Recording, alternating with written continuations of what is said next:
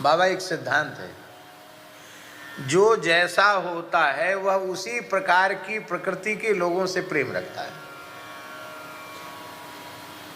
विद्वानों का विद्वानों से प्रेम, पहलवान का पहलवान से प्रेम, धनवान का धनवान से प्रेम, संगीत वालों का संगीत वालों से प्रेम होता है। हाँ, अरे और तो और ड्राइवरों का ड्राइवरों से प्रेम, कोई लेना देना नहीं। हम अनुभव करते हैं, सारथी महोदय उनके वो जहां जाएंगे वहां के तमाम सारथियों से उनकी मित्रता हो जाती है थोड़े ही समय में। हम 10 बार 20 बार चले जाएं तो हमें किसी का नाम पता नहीं, को सबके नाम नंबर पता। स्वाभाविक है, अपने वर्ग में सबका प्रेम होता है। तो जो जैसा होता है उसी प्रकार की प्रकृति के लोगों से उसका प्रेम होता है। ध्यान में आई बात? आप निरपेक्ष हैं, इसलिए ही निरपेक्ष महात्माओं से आपका प्रेम है।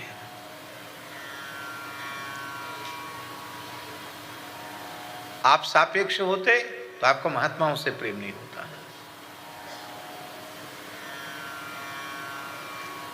अब देखिए, भगवान से भी प्रेम हम लोग करते हैं, निरपेक्ष होकर नहीं करते हैं, सापेक्ष होकर करते हैं। हमको ये मिल जाए, ये मिल जाए, ये मिल जाए, हमारी एक इच्छा पूरी हो जाए, एक इच्छा पूरी हो जाए।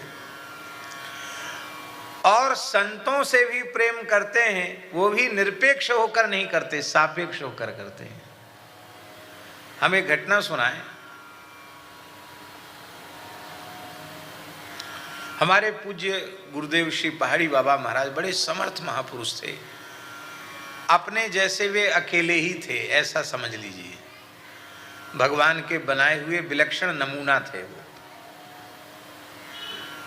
उनका दर्शन करके लगता था सैकड़ों साल पहले महात्मा कैसे रहते होंगे फक्कड़ी में, ऐसे थे वो। उनको बैठने का अभ्यास था, ऐसे ध्यान में ही बैठते थे ज़्यादा। तो एक जगह ग्वालियर में वो बैठे थे, बड़ा हॉल था, और महाराज जी तो मौन बैठे थे और भक्तों में चर्चा चल रही थी। चर्चा किस बात की? इसी बात की चर्चा चल रही थी। अरे हमारे तो कुछ नहीं था, हम तो पुड़िया बनाते थे और महाराज जी के चरण पड़े हैं, देखो अब तो हम सेठ हो गए हैं।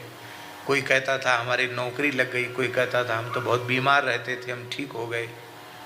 कोई ये भी कहते थे हमारी भूत प्रेत की बाधा थी, महाराज जी के दर्शन करते ही खत्म हो गई। हम भी उत्सुकता से उनकी धीरे धीरे बात कर रहे थे, हम भी सुन रहे थे। महाराज जी ध्यान में बैठे थे, वो ही सुन रहे होंगे। बाद में उन्होंने जैसे ही ऐसा किया तो उनका स्वरूप ऐसा था नरसिंह भगवान के जैसा। जैसे ही उन्होंने ऐसा किया सन्नाटा छा गया, सब चुप। महाराज जी बक बक बक बक बक बक बक बक लगा रखी, बैठ के राम राम नहीं करते। देखो हमारे साथ कितना बड़ा पंडित है, हमारे लिए कितना बड़ा पंडित है। इनसे कुछ भगवान की चर्चा सुनते, खाली बक बक बक बक। सब कांप गए। जाओ अपने अपने काम में लगो, जाओ एकांत करो।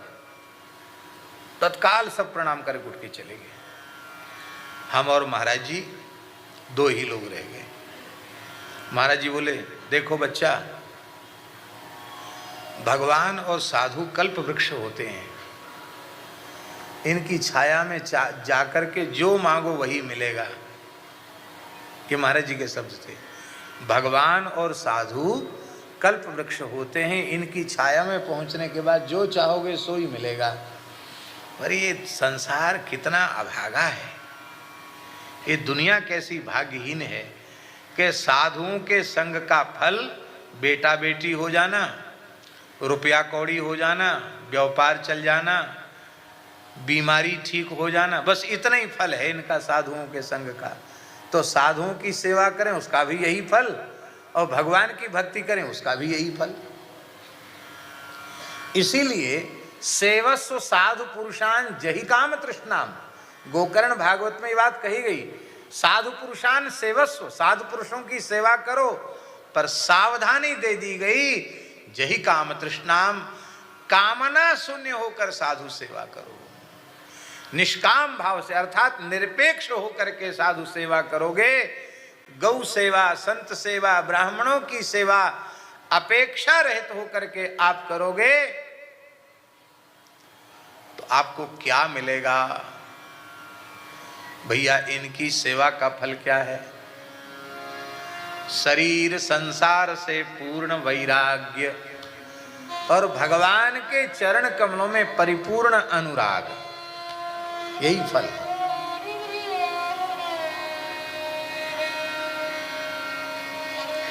फिर संसार छोड़ना नहीं पड़ेगा।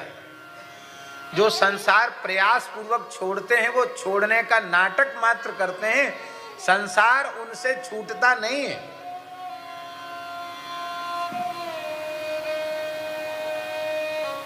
और जब शरीर संसार से वैराग्य हो जाता है, भगवान में प्रेम हो जाता है, तो संसार अपने आप छूट जाता है। रमा विलास राम अनुरागी, तजत बमन इव नर बड़ भागी। बमन के बाद, बमन करने के बाद उसको देखने की इच्छा होती है।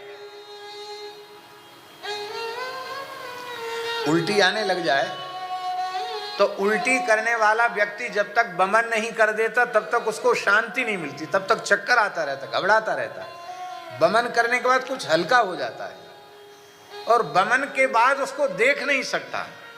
मल त्याग के बाद एक बार उसको देख भी ले, पर बमन के बाद उसको देखने से भी उसको भीतर से और अधिक बमन की इच्छा उत्पन्न होने लग जाती है। बमन के समान संसार का त्याग कर देते हैं। आप निरपेक्ष हैं, इसलिए आपको भजने वाले भक्त भी निरपेक्ष हैं। निरपेक्षम मुनिम शांतम निर्वैरम समदर्शिनम अनुव्रजाम्यहम नित्यम पूयेत्यंघ्रिरेणुभिः।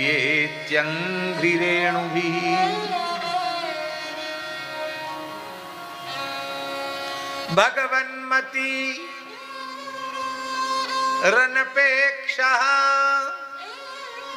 सुहृदो दीने सुसानुकंपो यः बहुधा बोधन चतुरः वक्ता सम्मानितो मुनिभिः।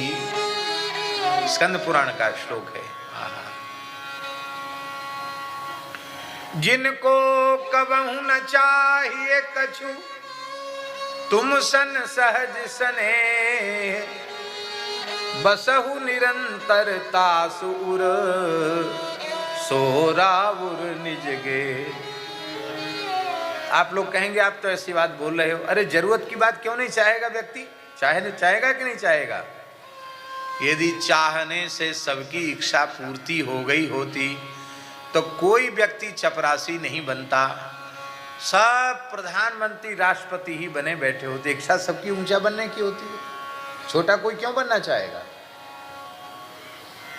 इसका मतलब है संसार की जो वस्तुएं हैं वो तो प्रारब्ध के अनुसार उपलब्ध होती है।